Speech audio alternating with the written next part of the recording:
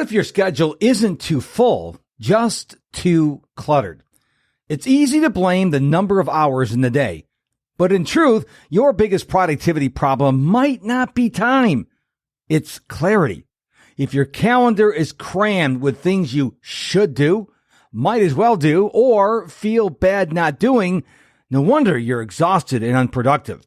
You don't need a new app. You don't need more caffeine. You need space, intentional space.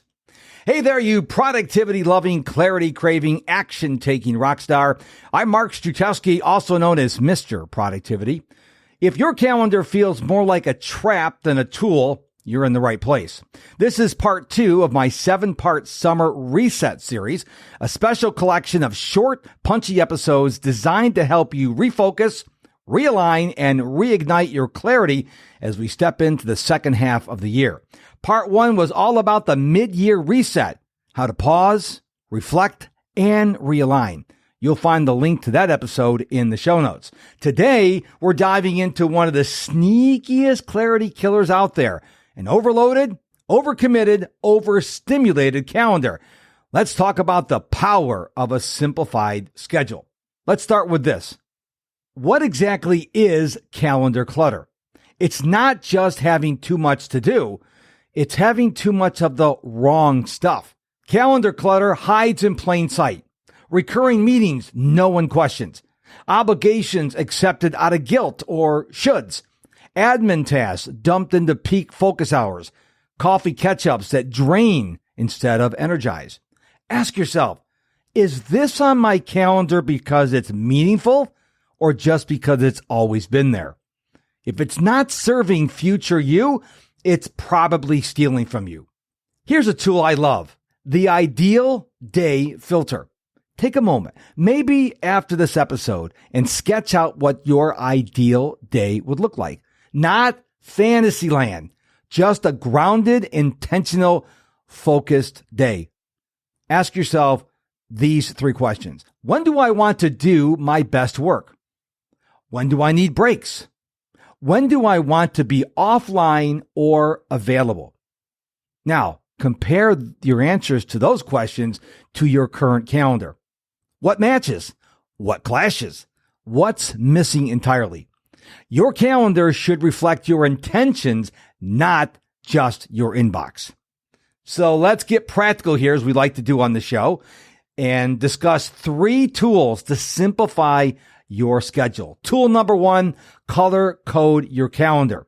Use color to clarify your time. For example, green means high impact or strategic work. Yellow, admin or natural task. And red, low value or why am I doing this clutter? When you look at your week, you should see mostly green and yellow with as little red as possible. Tool number 2, the delete, delegate, and delay method. Before each new week, ask yourself, what can I delete altogether? What can I delegate to someone else? What can I delay because it doesn't need to happen right now? This is one of the fastest ways to free up your time and your mind.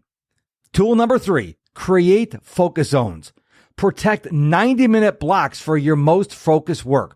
And don't let meetings, emails, or interruptions steal that space. Yes, you can do 60 minutes. You can do 45 minutes. Pick a time block that works for you. Your best ideas, they show up in the white space, not during back-to-back Zoom calls.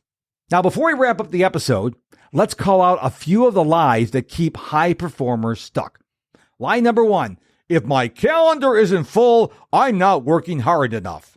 Well, the truth is, full isn't the goal. Focused is. Lie number 2, I can't say no. They're counting on me. The truth is, boundaries are a gift to others and yourself. And lie number 3, I'll rest once I've earned it. The truth is, rest isn't a reward. It's a requirement. Don't let these lies ruin your day.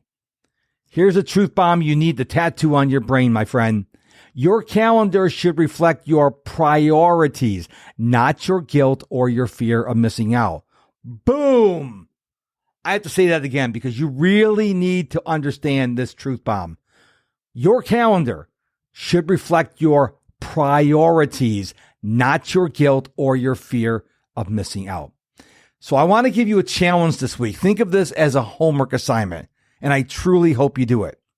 I want you to pick one thing from next week's calendar and cancel it. What? What? Yeah, you heard me. Pick one thing from next week's calendar and cancel it. Not out of laziness, but out of leadership. And here's the twist. Do not replace it with another task. Just let that space breathe. And watch what happens to your energy, your clarity, and your creativity.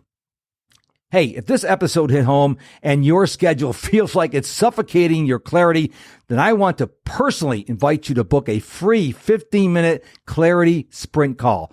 We'll declutter your calendar, find the bottlenecks, and get you back on track fast. The link for that is in the show notes, because every day you stay stuck, it's costing you.